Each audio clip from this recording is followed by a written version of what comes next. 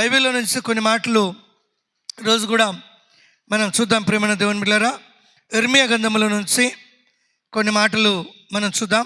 బైబిల్లో నుంచి ఇర్మియా గ్రంథము 11వ అధ్యాయము 5వ వచనం నుంచి కొన్ని మాటలు మనం చూద్దాం. అందుకు యెహోవా ఆ ప్రకారము జరుగునుగాకని నేను అంటిని. హల్లెలూయా. ఇక్కడ ఎందుకంటే ప్రియమైన దేవుని బిడ్డలారా, అంటిని అన్నప్పుడు మనం ఏమంటామంటే ఆమెన్ అంటాం. అంటే ఈ బైబిల్లో కాదు, కానీ ఇంగ్లీష్ బైబిల్లో నిజంగా ఈ మాటకు అర్థం ఏమన్నది ఆమెన్ అని వస్తుంది. ఆమెన్ అనే మాట మనము చాలామంది కదా మనము ఇష్టం వచ్చినట్టుగా వాడుతూ ఉంటాం. ఆమెన్ అనే మాటలో అర్థం ఏమిటి అనే అంశం రాసుకోండి. ఎందుకంటే ఈ విషయాలు మనం కొన్ని తెలుసుకుందాం ఇక్కడ. ఎందుకంటే కదా మనము ఒక కీడు మాటకు కూడా ఏమంటా ఉంటాం, ఆమెన్ అంటాం. ఆమెన్ అనే మాటలో నిజంగా అర్థము మనకు తెలిసింది ఒకటే. ఏంది చెప్పండి? ఆమెన్ అంటే ఏం చెప్తారు? అవునుగాక అంటారు. అది కాదు. ఆమెన్ అనే మాట అది కాదు. అందుకే మనం ఆమెన్ అనే మాట ఏం చేస్తూ ఉంటామంటే మనకి ఇష్టం వచ్చినట్టుగా మనం వాడుతూ ఉంటాం. హల్లెలూయా. అది వాడుతూ ఉంటాం ఈ భాషలు. ఎందుకంటే కదా ఒకటి ఏదో మనకు శత్రువుకి ఏదైనా ఎదురై ఇది జరిగింది అనుకో, ఆమెన్ అంటాం. ఆ మాటలో ఉన్నటువంటి అర్థము అది కాదు. ఆమెన్ అనే ప్రతి మాట కూడా అది చాలా దైవికంగా మరి దేవునికి చిత్తము నెరవేర్చున్నట్లుగాను ఆ మాటను వాడతారు. అదే కాకుండా కూడా మరి మనం పోని ఈ మాట దేనిని సూచిస్తూ ఉందో మనం చూద్దాం. అందుకే ఇక్కడ నిజంగా ఏమన్నారు? అందుకు యెహోవా ఆ ప్రకారము జరుగునుగాక. అంటే దేవుడు చిత్త ప్రకారం జరిగే ప్రతిదీ కూడా ఏంటంటే మంచిదాని కొరకు ఏమని చెప్పాలంటే ఆమెన్ అనాలి. ఆమెన్ అన్నప్పుడు అది నెరవేర్చబడుతుంది. ఇక్కడ ఆమెన్ లేదంటే మన ఈ బైబిల్లో కాదు, కానీ ఇంగ్లీష్ బైబిల్లో ఖచ్చితంగా ఆమెన్ అనే పదం ఉంటుంది. అందుకే నిజంగా ఆమెన్ అనాలి. ఆమెన్ అంటే అది దేవుడు దానిని నెరవేరుస్తాడు. ఆ పని దేవునికి ఇష్టమైంది కాబట్టి మనము దేవుడు బైబిల్లో ప్రతి మాట కూడా ఆయన చిత్తమునికి, ఆయన యొక్క ఉద్దేశానికి, ఆయన తలంచిన ప్రతి కార్యానికి ఏమని చెప్తూ వచ్చారంటే ఆమెన్ అని చెప్తూ వచ్చారు. ఈ ఆమెన్ అనే మాట అవునుగా కానీ మనకు తెలిసిన ఈ ఆమెన్ అనేటువంటి శక్తి సత్యమును మనం తెలుసుకోవాలి. ఎందుకంటే మనకు కదా మరి వ్యర్థమైన దానికి మరొక దానికి ఈ మాటను ఉత్తరించకూడదు. ఈ మాటను మన జీవితంలో నెరవేర్చబడే దానికి మాత్రమే దీనిని వాడుకోవాలి, దీనిని అనాలి. అందుకే ఇక్కడ నిజంగా దేవుడు పలికిన మాట ఇక్కడ జరుగునుగాక అన్నాడు. దేవునికి స్తోత్రం. హల్లెలూయా, హల్లెలూయా. మనం కూడా కదా చివరిలో ప్రార్థన అయిపోయిన తర్వాత మనం బ్లెస్సింగ్ తీసుకుని ఆమెన్ అంటాం. మనం అనుకున్నట్టుని జరుగునుగాక అని కూడా అంటాం. జరగాలి అంటే మనం ఈ మాటను ఆమెన్ కిందనో బ్లెస్సింగ్ కిందనో తీసుకోకూడదు. ఈ మాటలో ఉన్నటువంటి లోతైనటువంటి సత్యమును మనం తెలుసుకోవాలి.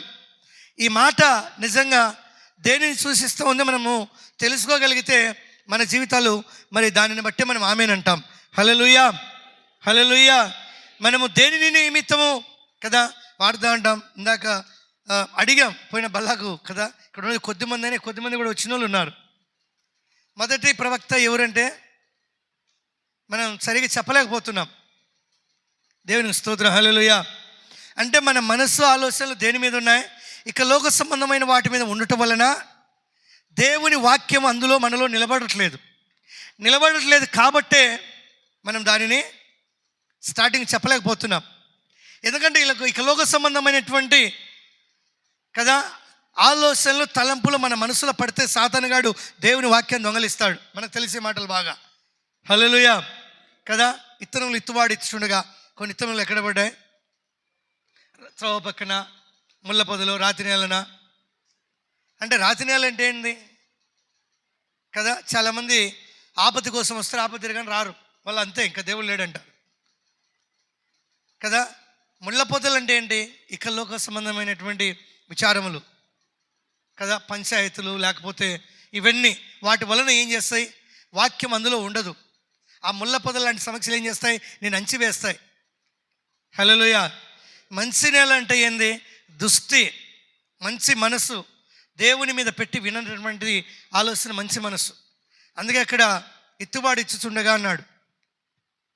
కదా. అక్కడ అన్నీ ఉన్నాయి, సాతానుగాడు ఉన్నాడు, ముళ్ళ తుప్పలు ఉన్నాయి, ఇవన్నీ కూడా ఉన్నాయి. అందుకే మన జీవితాలలో మనము దేవుని వాక్యమును ఎక్కడ పెట్టుకోవాలంటే మన యొక్క హృదయములో పెట్టుకోవాలంటే వాక్యమును ఎలా వినాలి? సాత్వికమైనటువంటి మంచి మనసుతో వినాలి. హల్లెలూయా. మంచి మనసుతో విన్నప్పుడే ఈ వాక్యము మన హృదయంలో ఉంటుంది.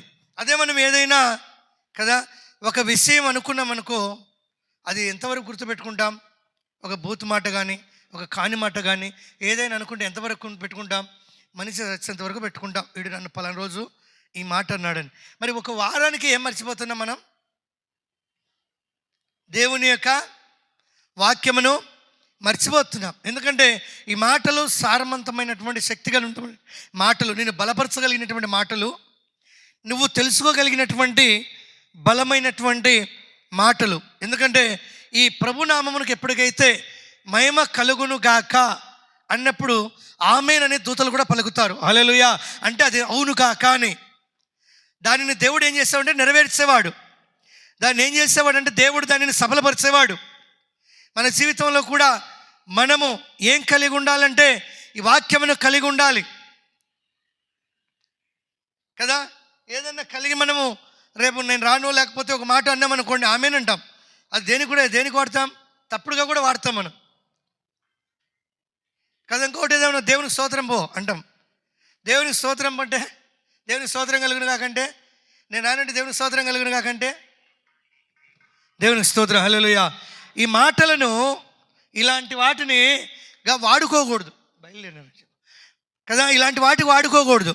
దీనిలో ఉన్నటువంటి అర్థం తెలుసుకోగలిగితే నువ్వు దేవునికి లోబడినట్టు, దేవుని చిత్తమును తెలుసుకున్నట్టు. దేవునికి స్తోత్రం. హల్లెలూయా, హల్లెలూయా.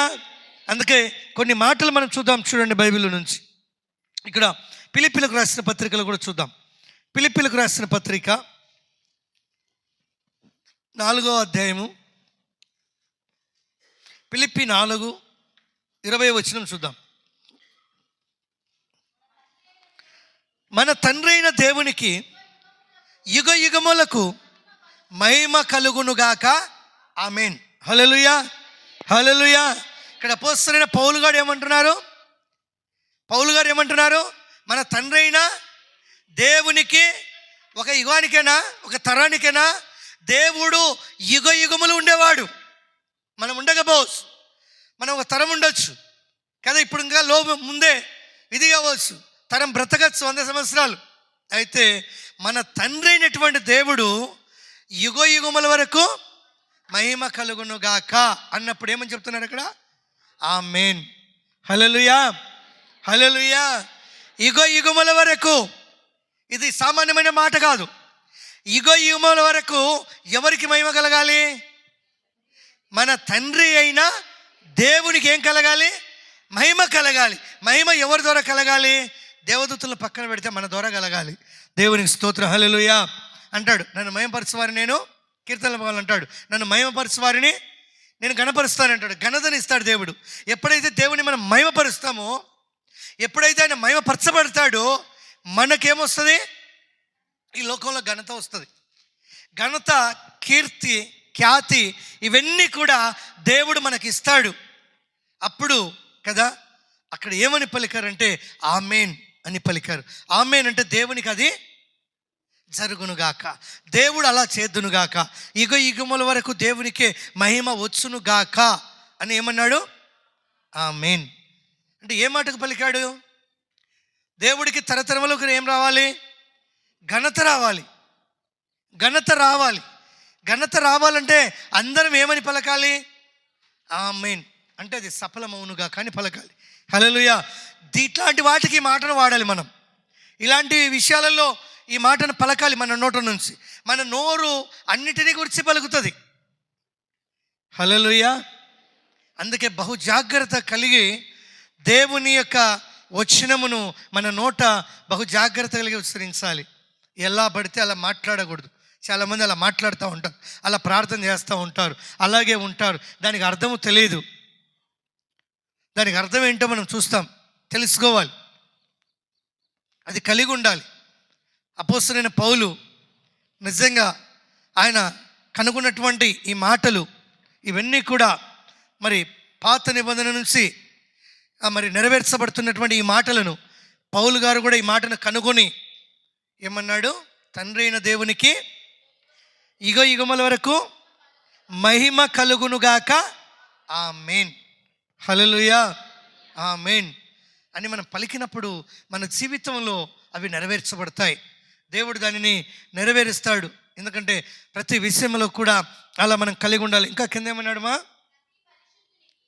ప్రతి పరిశుద్ధునికి క్రీస్తు యేసునందు వందనములు.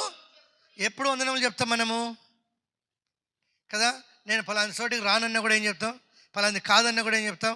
కొట్లాడకుండా ఏం చెప్తాం? నీకు వందనాలు అంటాం. ఈ మాటను కూడా ఎలా సీరియస్గా తీసుకుంటాం? నీతో మాట్లాడలేని వందనాలు అంటాం, నీకు చెప్పలేని వందనాలు అంటాం కదా. అంటే ఈ వందనాలు అనే మాట ఏంటిది? హల్లెలూయా. ఈ వందనములు ఎవరికి చెప్పాలి? దేవునికి చెప్పాలి కదా. మరి మనం ఎవరికి చెప్తాం ఇది కదా? ఈ మాటను ఎలా తీసుకుంటాం? సరదాగా తీసుకుంటాం, జోక్గా తీసుకుంటాం, లేదా కోపంగా కూడా తీసుకుంటాం. హల్లెలూయా. అందుకే మన జీవితంలో మనం ఏం కలిగి ఉండాలంటే, ఎలా కలిగి ఉండాలంటే, మనము సహోదరుల విషయంలో వందనములు చెప్పి కదా మనందరం కూడా దేవుని నామము యుగ యుగముల వరకు మహిమపరచబడిన లాగున మనందరం దేవునికి ఆమేన్ చెప్పాలి. అలా కలిగి ఉండాలి. అలా కలిగి మనం ముందుకు వెళ్ళినప్పుడే దేవునిలో ఉన్నటువంటి ఒక సత్యం మనం తెలుసుకుంటాం. మనం తెలుసుకోవట్లేదు. ఎందుకంటే వస్తున్నాం చర్చికి వస్తున్నాం, రావాలి కాబట్టి కదా, రావాలి కాబట్టి వస్తున్నాం అంతే. దేవుని స్తోత్రం, హల్లెలూయా. దేవుని యొక్క లోతైన అంశాలు తెలుసుకొని, లోతైన సంగతులను మనం గైకొని, ఆ ప్రకారం మనం ముందుకు వెళ్ళాలనే ఆసక్తి మనలో ఉండదు. ఆసక్తి మనలో ఉంటే ఈ వాక్యము చచ్చినంత వరకు మనలో నుంచి పక్కకి వెళ్ళిపోదు. హల్లెలూయా. అందుకే సామెతల గ్రంథంలో అంటాడు, ఏమంటాడు? వాక్యమును ఎక్కడ రాయాలంటే హృదయం అనే పలక మీద వాటిని రాసుకును. దేనిని? దయను సత్యమును నీ యొద్ద నుండి ఎన్నటికీ తొలగిపోనీయకు అంటాడు. హల్లెలూయా. దయా సత్యం ఎవరిది? దేవునిది. ఈ ఎక్కడ ఉండాలి? మన హృదయం అనే పలక మీద ఉండాలి కదా. హృదయం అనే పలక మీద ఉండాలి. అవి నువ్వు ఏం చేసినా తుడిపోవు, చచ్చేంత వరకు వస్తే. అవి గోడల మీద రాసినా, నీ ఒళ్ళు మీద పెట్టుకున్నా పోతాయి. దేవునికి స్తోత్రం, హల్లెలూయా. అందుకే మన జీవితంలో మనం ఎలా కలిగి ఉండాలి, ఏం కలిగి ఉండాలి కదా. మనము ప్రతి విషయం కూడా బాగా జాగ్రత్త కలిగి కదా మనము దేవునికి వందనములు చెప్పుకుంటూ ప్రతి విషయంలో ఆమేన్ అంటున్న ప్రతి మాట కూడా ఇది దేవుని చిత్తమని మనము వెరిగి ఉండాలి. ఆ మాటను బట్టి మనము మరి కృతజ్ఞులమై ఒకరి ఎడల ఒకరు మరి చివరి ఆశీర్వాదం ఏ విధంగా అయితే మనం ప్రార్థన అయిపోయినాక ఆమేన్ చెప్తామో. ఎందుకు చెప్తాం ఆమేన్ చెప్పండి? ఇవన్నీ నాకు జరిగించు ప్రభువా, లేకపోతే జరగాల ప్రభువా. అదే మాట మన హృదయంలో నుంచి, మన నోటిలో నుంచి మరొక రకంగా వాడితే దేవుడు దాన్ని ఏం చేస్తాడు? ఒకవేళ జరుగుతుందేమో, నీది మంచి కదా, దేవునికి ఇష్టకరమైన నోరు అయితే, అలాగే శాపం వస్తుంది. చాలామంది అంటారు కదా, నీ నోట ఆ మాట పలుకు నెరవేర్చబడుతుంది అంటారు. శాపం వచ్చిన పెట్టకండి. ఒక దైవజనుడు ప్రార్థన చేస్తే ఏమవుతుంది? హల్లెలూయా.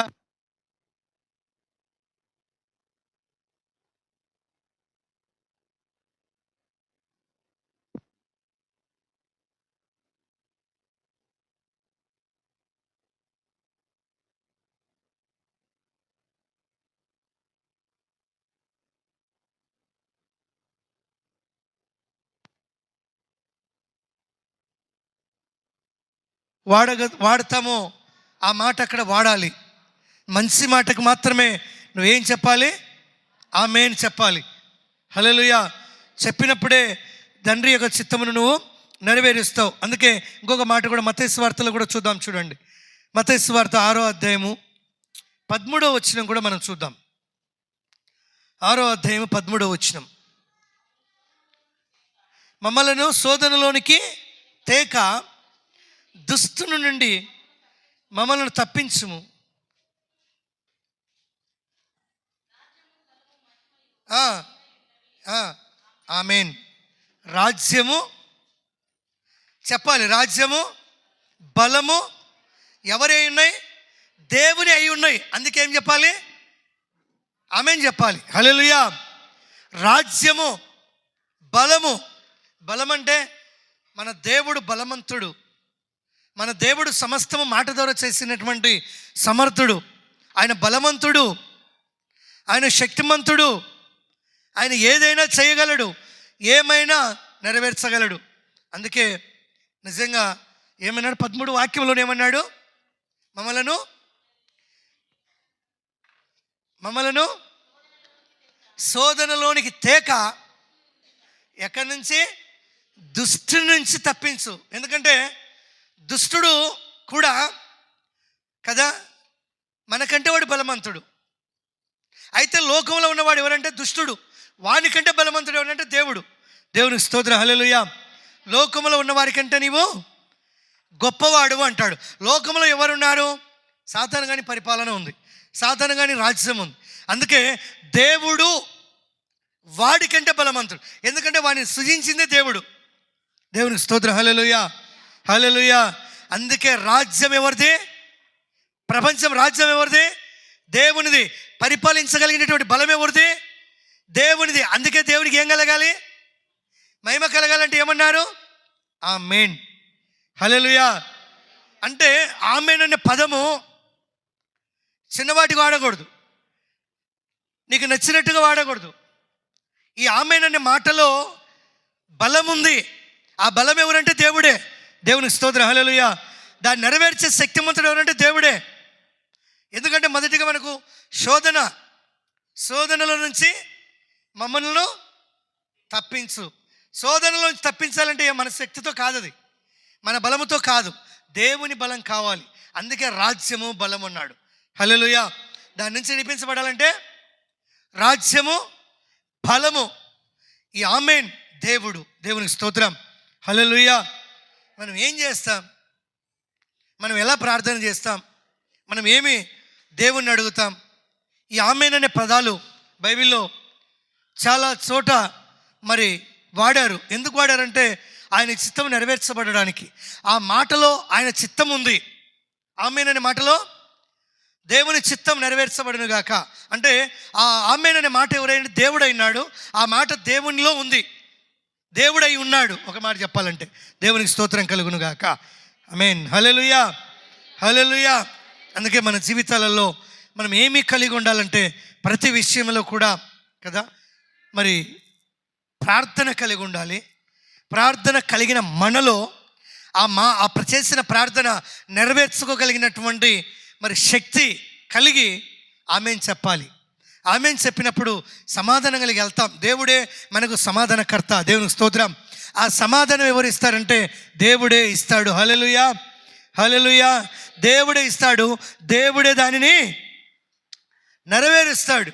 కాబట్టి శోధనలో పడకుండా ఉండాలన్నా కూడా నువ్వు ప్రార్థన చేయాలి. ఇది ప్రార్థనే. శోధనలో పడకుండా మమ్మల్ని తప్పించు.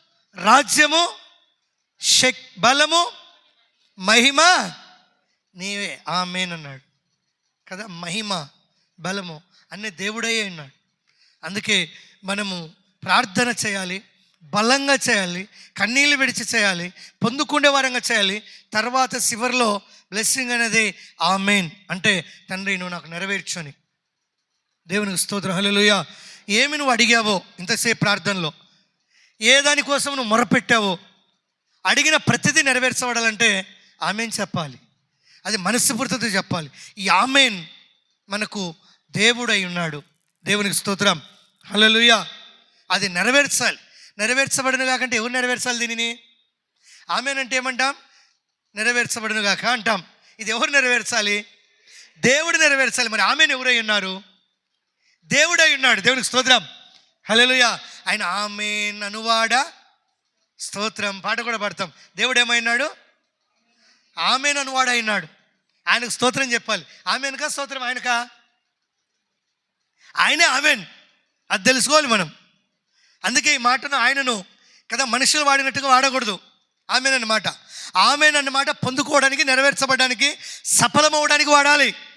నువ్వు కొట్లాడిన వారి మీదనో, లేకపోతే నువ్వు జోకులు పడే వారి మీదనో, లేకపోతే మరొకరు వారి మీదనో ఇది పొరపాటున వాడితే జరిగిందనుకో, దానికి బాధ్యులు మనమే. దేవునికి స్తోత్రం కలుగునుగాక. ఆమేన్. హల్లెలూయా, హల్లెలూయా. అందుకే మనము కదా శోధనలో ప్రవేశించకుండానట్లు కూడా కదా దేవుని బలము కావాలి, దేవుని మహిమ కావాలి. అందుకే ఆయన శక్తితోనూ బలముతోనూ మహిమతోనూ ఆయన ఆమెను తెచ్చుకున్నాడు, ఆమెను కలిగింది. అది నెరవేర్చబడాలని ఆమెన్ అని ఇక్కడ చెప్తున్నట్టుగా మనం చూస్తున్నాం. ప్రతిదీ కూడా అది కలిగి మనము జీవించాలి. ప్రియమైన దేవుని బిడ్డలారా, ఇంకొక మాట కూడా రోమీలకు రాసిన పత్రిక కూడా చూద్దాం. చూడండి, రోమీలకు రాసిన పత్రిక 9వ అధ్యాయము 5వ వచనం కూడా చూద్దాం. విత్రులు శరీరమును బట్టి క్రీస్తు ఎవరిలో పుట్టాడు? యూదులలో పుట్టాడు, మనకు తెలుసు. హల్లెలూయా. క్రీస్తు ఎవరిలో పుట్టాడు? ఎవరైనా అపోస్తలుడైన పౌలు చెప్తున్నాడు. మళ్ళీ ఫస్ట్ నుంచి చూద్దాం అదే మాట. ప్రతులను బట్టి వారు శరీరమును బట్టి క్రీస్తు ఈయనలో పుట్టెను. ఈయన ఏమైనాడు? సర్వాధికారి. ఆయనకు మహిమ వస్తుంది, బలం వస్తుంది, రాజ్యాన్యాలతో వచ్చాడు. ఆయన సర్వాధికారి అయి ఉండి ఎవరిలో పుట్టాడు? యూదులలో పుట్టాడు, మనుషులలో పుట్టాడు. హల్లెలూయా కదా. బలహీనలకు లో పుట్టాడు ఆయన. అందుకే పౌలు గారు ఏమంటున్నారు? ఈయన సర్వాధికారి అయి ఉండి, దేవుడు అయి ఉండి, నిరంతరం ఏమైనాడు? స్తోత్రార్హుడై ఉండి. ఆమేన్ కదా. నిరంతరం ఏమైనాడు? నిరంతరము. అక్కడ ఏమన్నాడు? తరతరములకు అన్నాడు. తరతరములకు దేవునికి మహిమ కలుగునుగాక అని పిలిపిలికి రాసిన పత్రికలో చెప్పి ఆమేన్ చెప్పాడు. ఇక్కడ ఏమన్నాడు? నిరంతరము. హల్లెలూయా. నిరంతరము. దేవుడు నిన్న నేడు ఆయన వేకరీతిగా ఉన్నవాడు. నిరంతరం ఆయనకి ఏం కలగాలంట? స్తోత్రార్హుడై ఉన్నాడంట.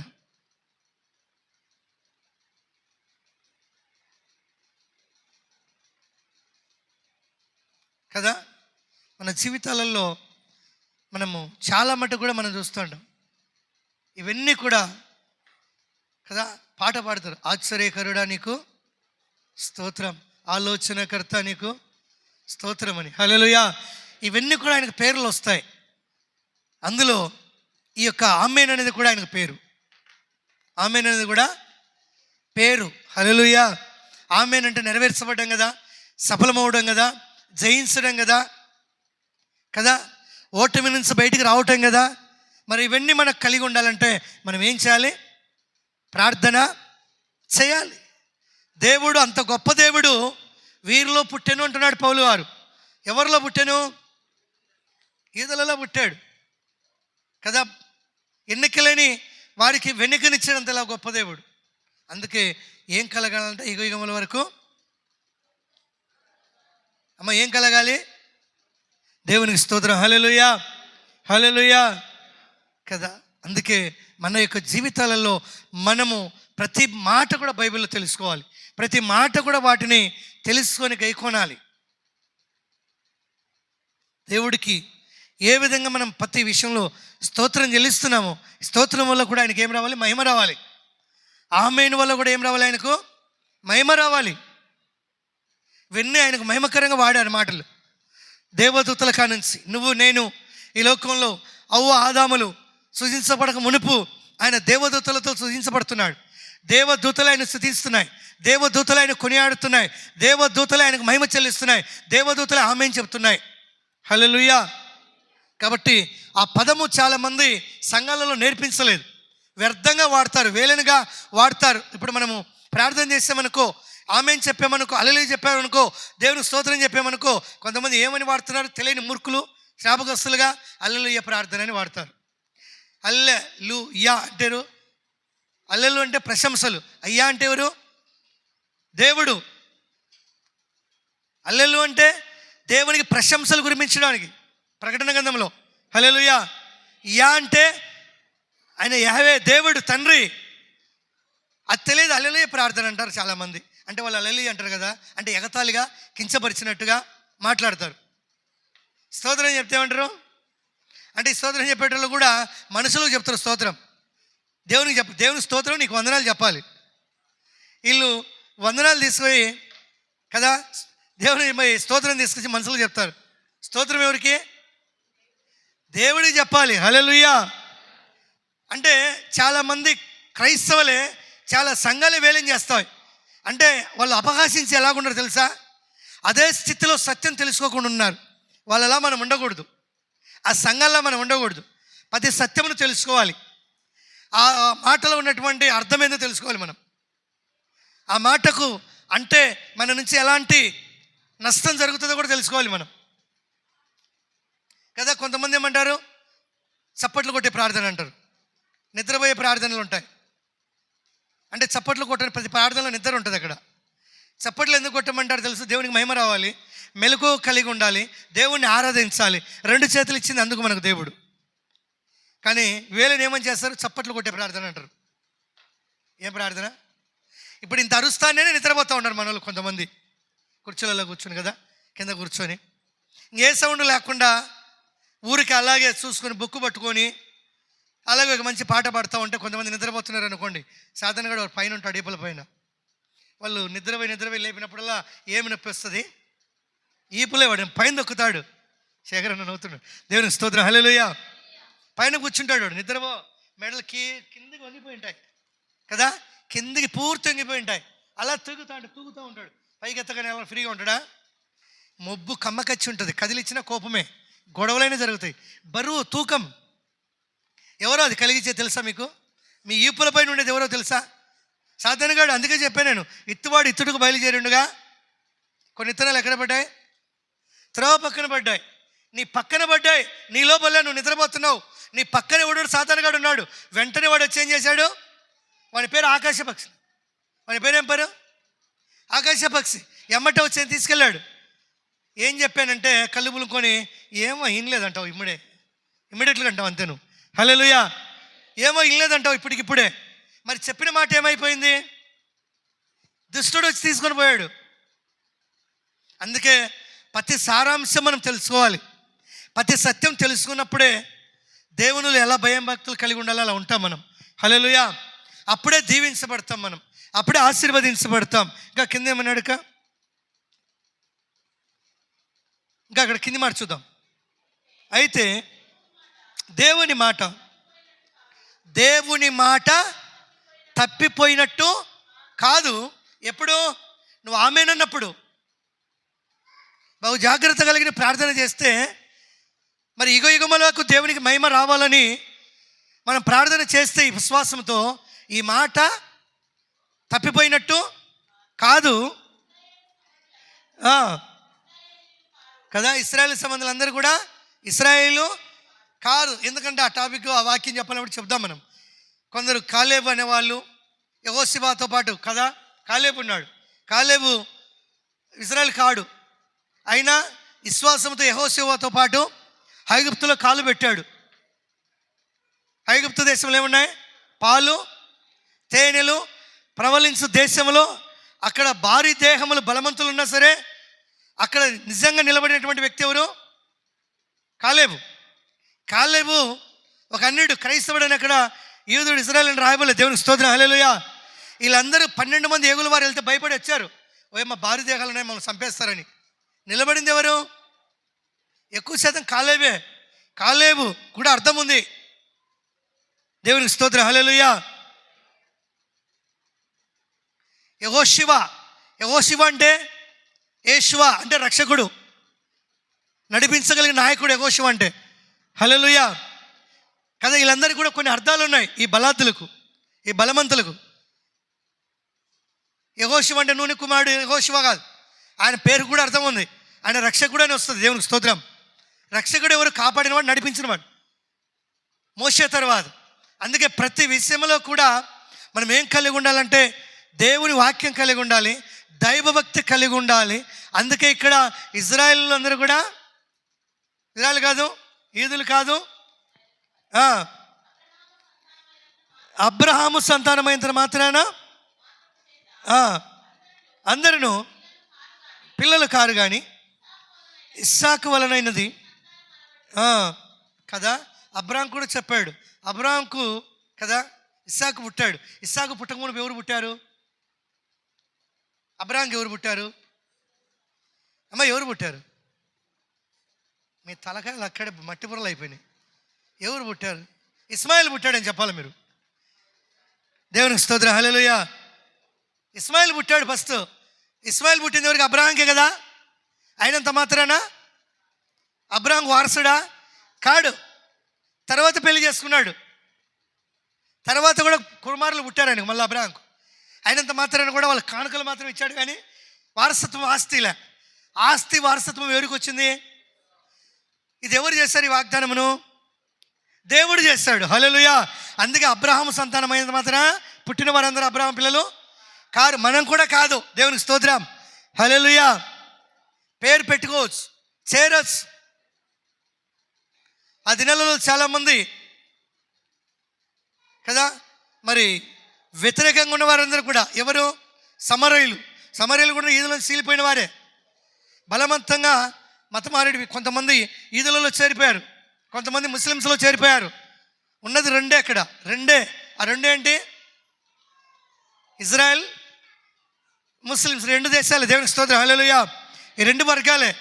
దేవునికి స్తోత్రం, హల్లెలూయా. అందుకే మన జీవితాలలో మనం బహు జాగ్రత్త కలిగి ఉండాలి.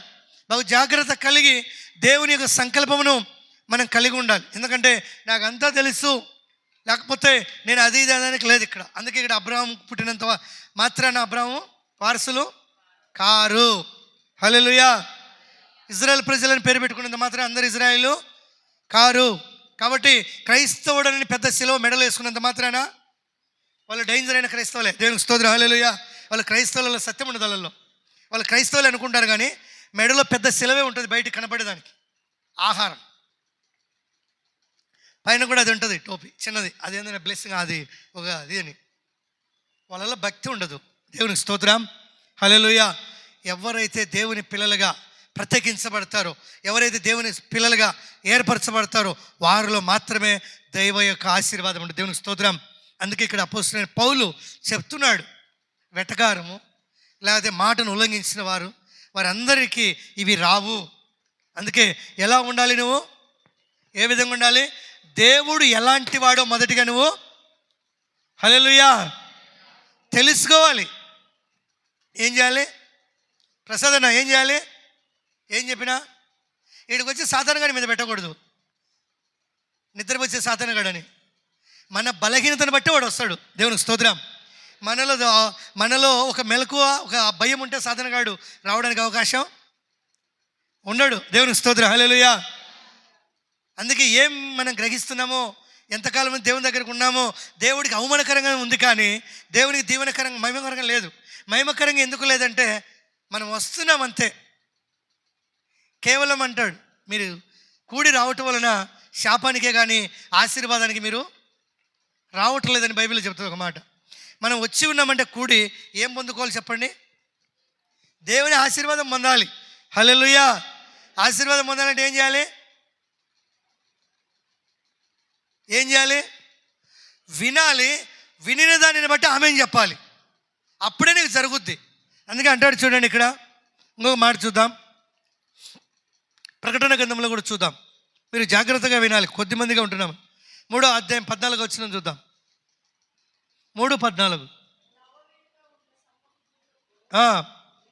ఇలాగు రాయము, ఆమేన్ అనువాడును నమ్మకమైన సత్య సాక్షి, దేవుని సృష్టికి ఆది అయిన వాడు, చెప్పు సంగతులు ఏమనగా చాలు. ఈయన పేరేం పేరు? ఆమేన్ అనువాడు. దేవుని పేరు ఏం పేరు? అర్థమైందా మీకు? ఆమేన్లో ఉన్న అర్థం?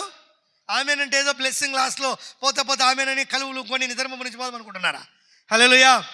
చర్చిలో కూర్చుంటాం, ఆమేన్ అనగానే ఏమనుకుంటాం? కలువులు కొని ఆవలు ఇచ్చి వెళ్ళిపోతాం కిందికి. అంత ఈజీ అయింది కదా ఆమేన్ అంటే. ఆమేన్ అనువాడు, ఆయన పేరేం పేరు? ఆమేన్ అనువాడు నమ్మకమైన సత్య సాక్షియు. ఆయన ఏమైనాడు? దేవుని సృష్టికి ఆది అయినాడు. హల్లెలూయా, హల్లెలూయా. ఎవరు? దేవుడు. దేవుని పేరు ఏం పేరు చెప్పండి ఇప్పుడు? ఆమేన్. ఆమేన్ అని ఎవరి మీద శనుగ్గా వాడతావా? ఆమేన్లో ఉన్న అర్థం తెలిసిందా నీకు? ఆమేన్ అంటే ఒక పదం అనుకుంటున్నావా? పదము కాదు, సృజించినటువంటి సృష్టికర్త పేరు అది. హల్లెలూయా. ఆయన పేరు ఆమేన్. ఆయన సత్య సాక్షి. సత్యానికి ఏమైనాడంట? సాక్షి అయినాడంట ఆయన. ఆయన పేరు ఆమేన్. ఆమేన్ అని వాడంట ఆయన. హల్లెలూయా. మనం చాలా మటుకు కూడా కదా అడగగానే అవునుగా, కానీ ఆమేన్ అంటే ఏంటంటే ఏమన్నా చివరిలో కళ్ళు పులుకొని పోయేది అవునుగా కానీ అనుకున్నాం మనం. ఆమేన్ అనే మాటలో ఉన్నటువంటి అర్థం ఏంటి? దేవుడు. హల్లెలూయా. ఆయన బలవంతుడు దేవుడు, సత్యసాక్షి. ఆయన సత్యానికి సాక్షి. నువ్వు అది తెలుసుకోలేదనుకో, ప్రతి మాటకి ఏమంటావు? ఆమేన్ టూకీగా గాలిపదంగా మనం వాడతాం. దేవునికి స్తోత్రం. హల్లెలూయా. అలాంటిది కాదు ఈ మాట. దేవుడి యొక్క మాటలో ఉన్నటువంటి శక్తి ఆమేన్ అనేది. ఆయన సత్యసాక్షి. అందుకే మనము బహు జాగ్రత్త కలిగి దేవుని మాటలను ఏం చేయాలి? ఏం చేయాలి? వినాలి. మనము ఏంటి వింటాం? వ్యర్థమైనట్టు వింటాం. స్టోరీలు చెప్పమంటే చెప్తాం. సీరియల్ స్టోరీలు చెప్పమంటే ఎన్ని గంటలకు వస్తుంది కదా? మొగల్ రేకులు ఎలా ఉంటాయి కదా? ఇదేంటి కార్తీక దీపాల, అవి ఎలాగుంటాయి, దాంట్లో ఎలా నటిస్తారు, నువ్వు కూడా అత్త మా మీద ఎలా నటిస్తావు, భర్త మీద ఎలా నటించాలి, ఇవన్నీ కూడా తెలుసుకొని నటిస్తూ ఉంటారు ఇళ్ళల్లో. సేమ్ అంతే. ఈ చచ్చినంత వరకు మీలో నుంచి పక్కకు నటించే వాళ్ళు కూడా వాళ్ళు నటులు వాళ్ళు అంతే. వేషధారుల వాళ్ళు. కానీ అవి బాగా గుర్తుపెట్టుకుంటాం మనం. వేషమే కదా, పెద్ద గుడ్లు లేపి కదా వాళ్ళ మీదకి తిరుగుబాటే. హల్లెలూయా. ఇవన్నీ ఎంతకాలం ఉంటాయి మనకి? సీరియలు, సినిమాలు కదా. ఒకడు పవన్ కళ్యాణ్ ఫ్యాన్ అని చెప్పేసి ఒకసారి మేము గుంటూరు మీటింగ్లో పోయినాం. గిద్దలలో దిగ్గానే అని పేరు కొట్టుకున్నాడు గుండు. అది ఎంతకాలం ఉంటుంది? ఒక వారం ఉంటుంది, 10 రోజులు ఉంటుంది. మళ్ళీ ఏమవుతుంది? మళ్ళీ ఆ పేరు పోతుంది. అందుకే మన జీవితాలలో మనము రాత చిరాకులతో దేవుడు మన హృదయం అనే పలక మీద దేవుని వాక్యమును ముద్రపరచాలి. దేవుని స్తోత్రం. హల్లెలూయా. చేయాలంటే ఏం చేయాలి? జాగ్రత్త. వాక్యం మీద మనసు పెట్టాలి. చదవటం దేవునికి ఇష్టం లేదు. నువ్వు చదువు, పాటలు పాడు, ఏమన్నా చేది కాదు. పాటించడమే దేవుని చిత్తం. దేవునికి స్తోత్రం. ఇనిన దానిని పాటించినప్పుడే నీకు సంతోషం. నీ కుటుంబంలో నీ పిల్లలు చాలామంది వింటూ ఉంటారు, దాన్ని చేయరు. చేయనప్పుడు సంతోషిస్తావా? చేసినప్పుడు సంతోషిస్తావా?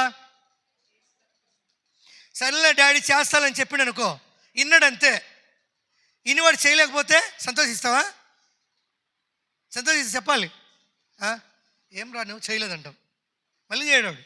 కానీ ఎప్పుడైతే ఇన్నది చేసిండో, పాటించిండో, అప్పుడు బహు సంతోషం వస్తుంది తల్లిదండ్రులకు. మన జీవితాలలో కూడా బైబిల్ నువ్వు 50 సార్లు చదువు, 100 సార్లు చదువు, నువ్వు ఒక్క అక్షరం పుల్లు పాటించకపోతే నీ భక్తి వ్యర్థమే. హల్లెలూయా. వ్యర్థమే. చదివా, ఏం పాటించావు? మెయిన్ పాటించాలి. పాటించాలంటే మన చెవులు ఓపెన్ కావాలి. దేవునికి స్తోత్రం. హల్లెలూయా, హల్లెలూయా. తెరవబడాలి హృదయం. దేవునికి స్తోత్రం. హల్లెలూయా, హల్లెలూయా కదా. ఆ విధంగా మనం కలిగి ఉండాలి. మనం వినటం ముఖ్యం కాదు, చదవడం, పాడటం ముఖ్యం కాదు. నువ్వేమైతే కలిగి ఉన్నావు దాన్ని పాటించడం ముఖ్యం. పాటించినప్పుడే అవుతుంది. హల్లెలూయా. దేవుడు ఎన్నైనా సరే, దేవుడికి యుగయుగముల వరకు మహిమ కలగాలని కదా భక్తులు ప్రార్థన చేస్తారు. అవి జరుగుతూ వచ్చాయి. ఎందుకంటే ఆయన యుగయుగముల వరకు దేవుడే. ఆయన సజీవుడు అయినాడు. మృతుడైన కానీ తిరిగి సజీవంగా లేచినవాడు, మరణమును జయించినవాడు. అందుకే మనము బహు జాగ్రత్త కలిగి ముందుకు నడవాలి. ఇంకా కింద ఏమంటున్నాడు మా ఇక్కడ 2వ తిమోతిలో, నీ క్రియలు నేను ఎరుగుదును, నువ్వు చల్లగానైనను ఎచ్చగానైనను లేవు కదా. ఎలా లేవంట? చల్లగానైనను కదా లేవంట. మన క్రియలు ఎరుగున్నాడు దేవుడు. దేవుని దగ్గరికి వచ్చిన తర్వాత పెదవుల మీద ప్రార్థన చేసి మన క్రియలు అలాగే కప్పుకొని పోతే అయిపో. అందుకే ఏం చెప్పాడు ఇక్కడ? నువ్వు చల్లగానైనను ఎచ్చగానైనను లేవు, నీవు ఉంటే మేలంట. ఏదో ఒక రకంగా ఉంటే మేలంట. 2 రకాలుగా తప్పితే ఉమ్మి వేయబడుతుంది. 2 రకాలకు తప్పిన వారు మనం అనకూడదు. వాళ్ళకు దేవుడు ఘనతనిచ్చాడు, వారు సమాజంలో బతుకుతున్నారు. మనము అన్ని కలిగి ఉండి కూడా వాళ్ళలా కాకూడదంట. దేవునికి స్తోత్రం, హల్లెలూయా. నువ్వు ఎట్టో కొట్ట ఉంటే మంచిదంట. నువ్వు 2 రకాల లేకపోతే ఏమొస్తారంట అమ్మ, ఏమొస్తారంట? ఉమ్మి ఎప్పుడు వస్తాం మనము? పనికిరానప్పుడు, చెప్పింది చేయనప్పుడు ఏం చేస్తావు? నువ్వు పనికిరావు, పో, నీ బతుకు కాలా అంటాం. అలా ఉండకూడదు మనం, హల్లెలూయా. అప్పుడు ఉమ్మి ఊస్తాం ఖచ్చితంగా. దేవుడు ప్రతి మాట బైబిల్లో రాయబడి ఉంది. మనం పనికొచ్చే వారంగా ఉండాలి, ఎచ్చగనన్నా ఉండాలి, చల్లగనన్నా ఉండాలి. నులివెచ్చలుగా లేకుండా ఉండటం వలన మన ముఖము పైన ఏమేస్తారంట? ఉమ్మి ఊస్తాం. చాలా రోసం కలిగిన మాటలు బైబిల్లో. ఎందుకంటే రోసం కలిగి మనం ప్రార్థన చేయాలి, రోసం కలిగి దేవుడిని తెలుసుకోవాలి. మనం వచ్చటం వలన పోవటం వలన ప్రయోజనం ఏమీ లేదు. అందుకే నువ్వు ఆమెనన్నా మన జీవితాలలో దేవుడు నెరవేర్చడు. ఆమెనంటే దేవుడే, అది మాట కాదు. దానికి మళ్ళీ ఒక ప్రత్యేకమైన ఇది లేదు. హల్లెలూయా, దేవుడే చేయాలి. అందుకంటాడు చూడండి, 2 తిమోతిలకు రాసిన పత్రిక చూద్దాం. 2 తిమోతి 4వ అధ్యాయము, 2 తిమోతి 4వ అధ్యాయం 18వ వచనం చూద్దాం. 18. ప్రభువు ప్రతి దుష్కార్యము నుండి నన్ను తప్పించి తను పరలోక రాజ్యమునకు చేరినట్లు. ఎక్కడి నుంచి అంట? ఏమున్నాయి మనలో? మొదటిగా ఏమున్నాయి? ప్రతి దుష్కార్యములు ఉన్నాయి. అవి నీకు తెలియదు. నేను చేసేది మంచిది అనుకుంటా ఉంటావు నువ్వు. మనం చేసేది మన ఇరుగు వారితో, పొరుగు వారితో, కుటుంబంలో పక్క వారితో మనలో ఉన్నటువంటి ఆలోచన అలాంటిది, మనలో ఉన్న ఆలోచన విధానం అలాంటిది. ఇవన్నీ కూడా కలిగి ఉంటాం మనం కదా. ఎక్కువ శాతం మేలు కీడు చేయడానికి మనం ఇష్టపడతాం. హల్లెలూయా, కీడు చేయడానికి ఇష్టపడతాం మనం. అందుకే ఇవన్నీ క్షమించబడాలి. ఇవన్నీ క్షమించబడిన తర్వాత, నువ్వు ఒప్పుకున్న తర్వాత, ఆమెనన్న తర్వాతనే, నువ్వు ఒప్పుకున్న తర్వాత నువ్వు ఆమెనని చెప్పాలి. అప్పుడే నీ జీవితంలో దేవుడు ఏదైనా చేస్తాడు. అందుకే ఏమన్నాడు? ప్రతి దుష్కార్యము నుండి నన్ను తప్పించి తన పరలోక రాజ్యమునకు చేరునట్లు నన్ను రక్షించును. యుగ యుగములు ఆయనకు మహిమ కలుగునుగాక, ఆమేన్. హల్లెలూయా. మరి మనం ఎలా ప్రార్థన చేస్తాం? ఏమని ప్రార్థన చేస్తాం? ఊరిగా కూర్చొని మనలో ప్రతి మనిషిలో కొన్ని ఉన్నాయి. ఈ లోక సంబంధి అయిన ఆలోచనలు, వాని తలంపులు మనలో పెట్టాడు సాతానుగాడు, ఈ లోక సంబంధి. అవన్నీ కూడా మనిషికి కీడుకు ప్రతికీడు చేయాలన్నట్టే. మనిషికి మరి కీడుకు ప్రతికీడు కాకుండా మేలు చేయాలన్నట్టు కావు. ఇవన్నీ క్షమించబడాలంటే నువ్వు ఏం చేయాలి? ఒప్పుకొని ప్రార్థన చేస్తే ఎక్కడికి పోతావు? పరలోక రాజ్యంలో మనం వారసులం అవుతాం. హల్లెలూయా. పరలోక రాజ్యం అది. రాజ్యం గురించి ఒక సబ్జెక్ట్ ఉంటుంది. దేవుని రాజ్యం మన ముందే ఉంది. రాజ్యం కోసం చాలామంది పైన చూస్తూ ఉంటారు. మత్తయి సువార్తలో చెప్పినట్టుగా పరలోక రాజ్యం పైనుంది. పరలోక రాజ్యం పైన లేదు. యేసుక్రీస్తు ఆ రాజ్యాన్ని భూమి మీదకి తెచ్చాడు, మన మధ్యనే ఉంచాడు. దానిని మనం ఇంకా కన్నెత్తి కూడా చూడట్లే. హల్లెలూయా. పరలోక రాజ్యం అని పైకి చూస్తాడు. మనం పైనుందిలే, చచ్చిపోతే పోతాంలే. చచ్చిపోతే యాడికి నువ్వు చచ్చిపోతే? ఇక్కడ ఎన్ని పాటిస్తే, నీతిని అనుసరిస్తే, నీతి కలిగి ఇక్కడ జీవిస్తే అక్కడికి వెళ్తావు. ఆయన రాజ్యం ఇక్కడే ఉంది. మనం చూసాం, ప్రకటన గ్రంథంలో మనం చూసాం కదా. ఆయన నిజంగా చెప్పాడు, రాజ్యము, శక్తి, బలము కదా, నీతి ఆయన అయి ఉన్నాయి. ఆయనకు చాలా ఇష్టం నీతి అంటే. హల్లెలూయా. నీతి ఎక్కడుంది చెప్పండి? మన దగ్గర ఉంది కానీ దాన్ని మనం పాటించలే. అది ఎప్పుడు పడతామంటే ఎవడన్నా మనకు అన్యాయం చేసినప్పుడు. ఇందులో నీతి లేదంట. మనం నీతి ఎక్కడుంది? పైన ఉందా? ఇక్కడ ఉందా? ఇక్కడ ఉంది కానీ దాన్ని మనం పాటించట్లే. దేవుడు అన్ని తెచ్చాడు. ఆయన వచ్చినప్పుడు ఇవన్నీ తెచ్చాడు. హల్లెలూయా. ఆయన రాజ్యం భూమి మీద ఉంది. భూమి మీద నెరవేర్చబడిన కాక అన్నాడు. ఏం నెరవేర్చబడాలి భూమి మీద? ఆయన నీతి, ఆయన రాజ్యం. అప్పుడు వచ్చాడు రాజ్యం తీసుకు. దేవునికి స్తోత్రం. హల్లెలూయా, హల్లెలూయా. అందుకే ఇక్కడ ఏం చెప్పాడు? ప్రతి తన పరలోక రాజ్యమునకు చేరినట్లు నన్ను రక్షించును. యుగ యుగములు ఆయనకు మహిమ కలుగునుగాక. ఆమేన్. యుగ యుగములకు మహిమ కలుగునుగాక. దేవుని ఉద్దేశం అంతా కూడా మన పట్ల కలిగి ఉన్నటువంటి ప్రణాళిక ఏంటంటే కీడు నుంచి తప్పించాలి, దుష్కార్యముల నుంచి విడిపించాలి, ఆయన రాజ్యానికి మనం చేర్చుకోవాలి. ఆయన రాజ్యములో మనం ఉంటే ఆయనకు మహిమ వస్తుంది. దానిని బట్టి ఆమేన్ చెప్పాలి. హల్లెలూయా, హల్లెలూయా. అది కలిగి ఉండవాలనేదే ఇక్కడ భక్తుల యొక్క ఆలోచన. అందుకే మనము ప్రతి విషయంలో కూడా ప్రార్థన ఏమని చేస్తాం అమ్మ? ఏమని చేస్తాం చెప్పాలి? ఏమని చేస్తాం మనం ప్రార్థన? ఇక్కడ ఏమని చేస్తాం?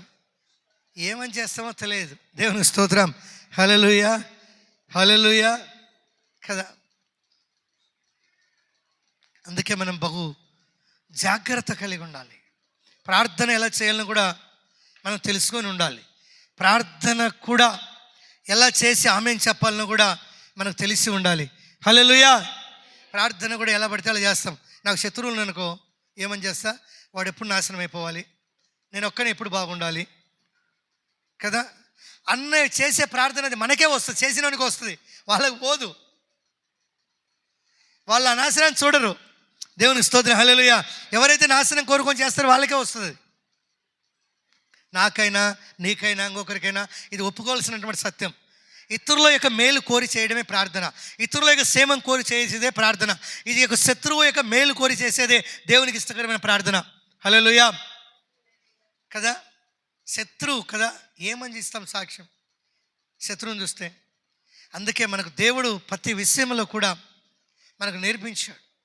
ప్రేమించాలి, ప్రార్థన చేయాలి. ఎందుకు చేయాలంటే నువ్వు బాగుపడడానికి. ఎందుకు చేయాలంటే నువ్వు క్షేమంగా ఉండడానికి. శత్రువుని ప్రేమించితే నువ్వు క్షేమంగా ఉంటావు. శత్రువు కొరకు ప్రార్థన చేస్తే ఆ శాపం అని దేవుడు తీసేస్తాడు. ఎందుకంటే నువ్వు చేసే ప్రార్థనని బట్టి దేవుడు చూసుకుంటాడు. అది పతికీడు. హల్లెలూయా. మనం ఏం చేస్తూ ఉంటాం? మనమే ప్రతిదండన చేయాలనుకుంటాం. మనమే ప్రతిదండన చేస్తే ఇంత బలవంతుడు దేవుడు, భూమిని ఆకాశములను సృజించినటువంటి దేవుడు, ఆయన ఏం చేయాలి? అన్నీ నువ్వే చేస్తే. అందుకే తీర్పు నీది కాదు నాది అంటాడు. దేవునికి స్తోత్రం. హల్లెలూయా. దండన నీది కాదు నాది అంటాడు. అందుకే మనం బహు జాగ్రత్త కలిగి దుష్కార్యములను ఏం చేయాలన్నాడు? ఏం చేయాలంట? దుష్కార్యముల నుంచి. దుష్టుడే మనకు కొన్ని కీడు కార్యాలు చేస్తాడు, తిరిగి పతికీడు చేయకూడదు. దేవునికి స్తోత్రం. హల్లెలూయా. తప్పించబడినప్పుడు ఒక రాజ్యం ఉంది, పరలోక రాజ్యం. అప్పుడే దేవునికి మహిమ యుగ యుగములు వస్తుంది. ఆమేన్ చెప్పాలి. అందుకే మనం అది కలిగి ఉండాలి. ప్రార్థన అంటే మనం ఏం చేస్తాం చెప్పండి? ఏం చేస్తాం? మన ఇంట్లోనే మనకు సరిగా మాటలు ఉండవు. భార్యాభర్తల మధ్య, అత్తగోడల మధ్య, కొడుకు తల్లుల మధ్య ఉంటాయా? వాళ్ళని గురించి కదిలించే సాడీలు ఎన్నో వస్తాయి. అత్త గురించి కోడలు చెప్తుంది, లేకపోతే కోడల గురించి అత్త చెప్పింది అనుకో, కోడల గురించి అత్త చెప్పింది అనుకో, అత్త చాలిస్తుంది కోడల గురించి. చెప్పాలి. ఈ ఒకరికొకరికి వచ్చేటే, ఎవరు తగ్గేదేముండదు. నువ్వు 2 చెప్తే అవతల 3 వచ్చి ఉంటాయి. దేవునికి స్తోత్రం. హల్లెలూయా. అయితే ఎప్పుడు తగ్గిపోతాయంటే మీరు అనుకూలపడి విధేయత కలిగి దేవునికి చిత్త ప్రకారం మీరు నడిచినప్పుడే. నువ్వు చెడ్డదానివైనా ఏమని చెప్తుంది సాక్ష్యం? మంచిదేనే చెప్తుంది. దేవునికి స్తోత్రం. హల్లెలూయా. అది కలిగి ఉండాలంటే ఈ వాక్యం ఉండాలి మన హృదయంలో. లేకపోతే ఏం చేస్తాం? అదిట్టా ఇదిట్టా నేరాలు వేయడానికి చూస్తాం, కానీ నేరాలు తగ్గించేవానికి మనం నేరం మోపితే దేవుడు మనం నేరస్తులం అవుతాం. మనల్ని నేరస్తులుగా చేస్తాడు దేవుడు. అందుకే నేరం మోపకుడి, అప్పుడు నీ మీద మోపబడును అంటాడు దేవుడు. అప్పుడు ఎవరు మోపుతారు చెప్పండి?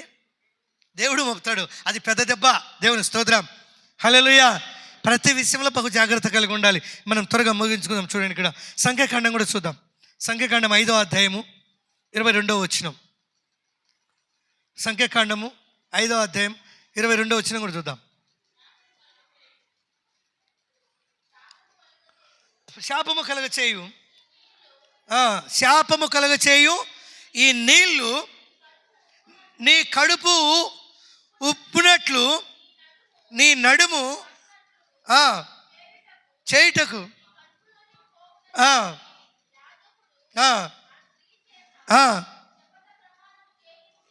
ఏ ప్రమాణము? శపథ ప్రమాణము చేయించిన తర్వాత ఆ స్త్రీ ఆమేనని చెప్పవలెను. ఏమని చెప్పవలెను? ఆమేనని చెప్పవలెను కదా. ఒక మేలు పొందుకోవాలంటే ఈ శబ్దము రావాలి. పాత నిబంధనలో కూడా ఈ ఆమేన్ అనేది మనం చూస్తున్నాం. కొన్ని పదాలు కీడు కూడా వాడారు, కొన్ని పదాలు దేవునికి భయపడి ఆశీర్వాదానికి వాడారు. దేవునికి స్తోత్రం, హల్లెలూయా. అందుకే మనం ప్రతి విషయంలో కూడా బహు జాగ్రత్త కలిగి, ప్రార్థన కలిగి, ఆశీర్వాదకరమైన వచనమే మన నోట పలకాలి. కానీ శాపనస్తమైన వచనాన్ని మనం పలకకూడదు, నాశనమును కోరకూడదు. అందుకే చివరి మాట చూసి మనం ప్రార్థన చేసుకుందాం.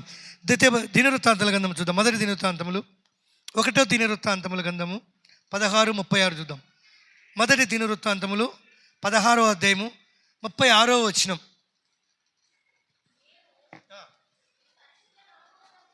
మేము నీ పరిశుద్ధ నామమునకు ఏమి చెల్లించినట్లు?